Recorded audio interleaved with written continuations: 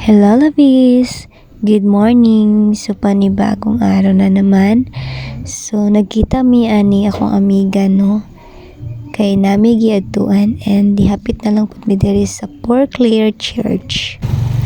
So, this is my vlog in October. So,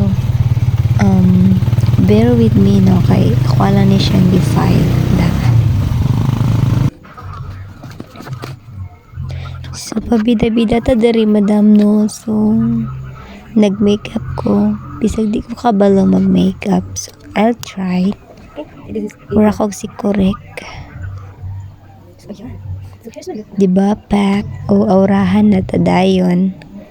Bisag way angay. So, fast forward pagka kumana kog makeup, nalang ko giyadtuan sa Midway Hospital para mag-visit sa ako ang sa anak sa ako ang pinsan. And yeah, unfortunately, dengue siya, iyang iyang finding. Pero so far okay naman po siya ngayon. And didiretso na ako dari the next day sa JNT para sa akong small business. And tada, October 16 and 19, so giisa na lang na mag-celebrate ang birthday sa akong mama ug sa akong kuya. And we have Samgyups, saan ginapag-pronounce? Samgyupsal pala. And yeah, so mao lang ni we spent birthday sa mong balay lang. And yeah, so thank you ani nga cake sa sponsor, Ate Grace. Thank you for this, kay nalipay pud si mama nga gihatagan nimo siya cake. O diba? Dako kaayo. And quick update lang, no, kay ganahan lang gid ko sa color o sa design sa akong gibuhat sa balay, sa gawas. And bisag simple lang. And pagka the other day, so nagkita mi ni Karen, no, kay nagpauban siya sa ako and nagpalit na lang pod ko og paninda sa balay and a gift pod sa akong friend nga kaslon. Sa kauban ako na siya dati sa work. So as a kauban, ka-workmate, so maghatag lang po tagamay nga gift. Kay di pa man na to afford ang mga dagko na gift. Okay, so I'm here Gaisano Grand, Kidapawan City. So nagsuri-suri lang ko dari dapita. And mao lang to siya, no, nagpalit lang ko gift. Basta gikan sa akong heart, akong ihatag na gift. So, wala na yung makatumbasan, no? Okay, so, wala na ko hilaing gibuhat na rin. Igo lang ko nagpalit ani, and nagkumpla lang ko gamay na paninda sa balay, and yeah, so nagpila-pila na ko sa cashier, and na-amaze lang ko, no, how I mature enough na po sa mga bagay-bagay na kailangan maging wise ta sa kwarta or sa money to spend para napatay mabilin para sa ato. Especially kabalo naman mo na I'm a professional teacher by profession, but unfortunately wala na ko siya na-apply na course, guy. I don't know lang, no, if dili na ko siya mag-pursue, no. Nang-apply man ko sa DepEd, but sadly, sad reality talaga, no, na dili jud kung para sa mga para jud.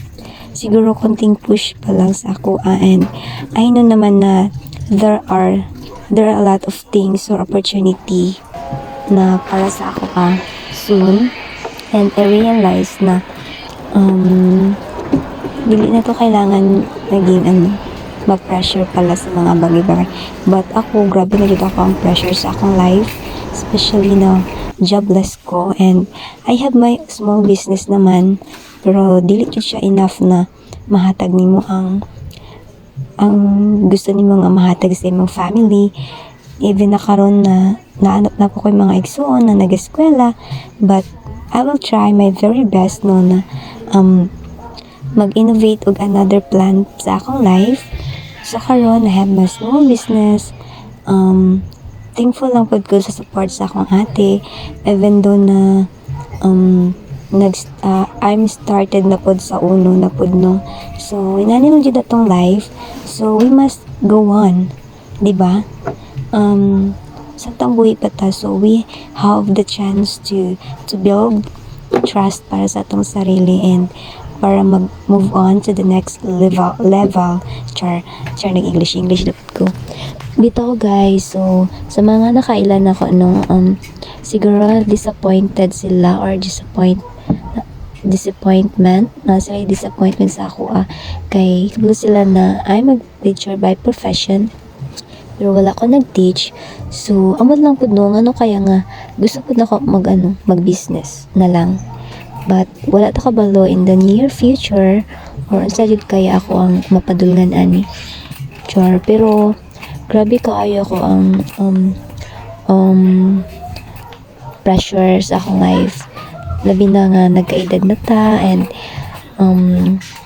hapit na pud ta malapas sa kalendaryo. Ito guys,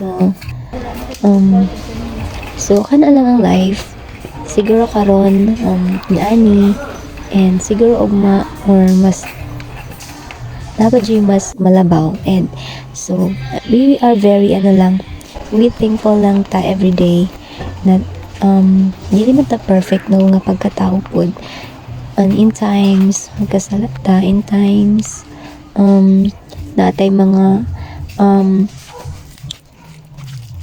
bad things na mabuhat, especially sa sa ubang tao or sa atong family, but I will never ever magtanim ng galit.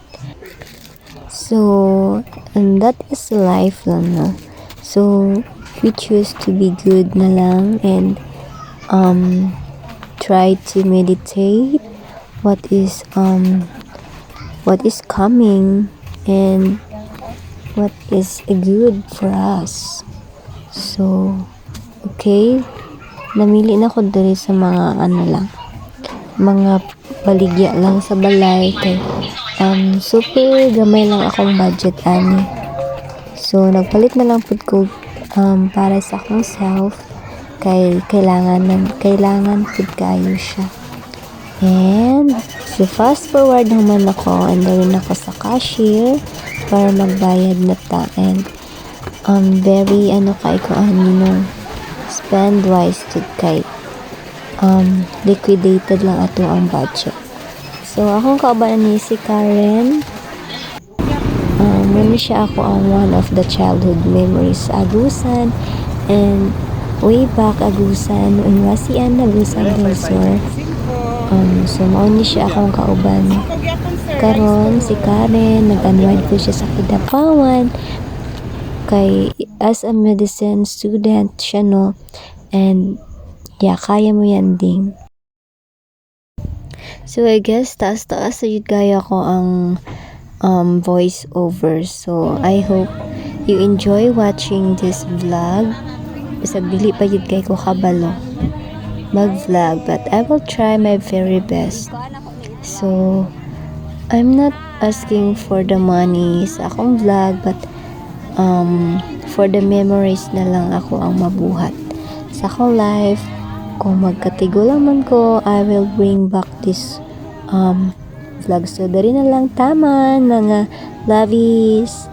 Thank you for watching everyone, and I hope I will see you soon to my next vlog. Bye-bye!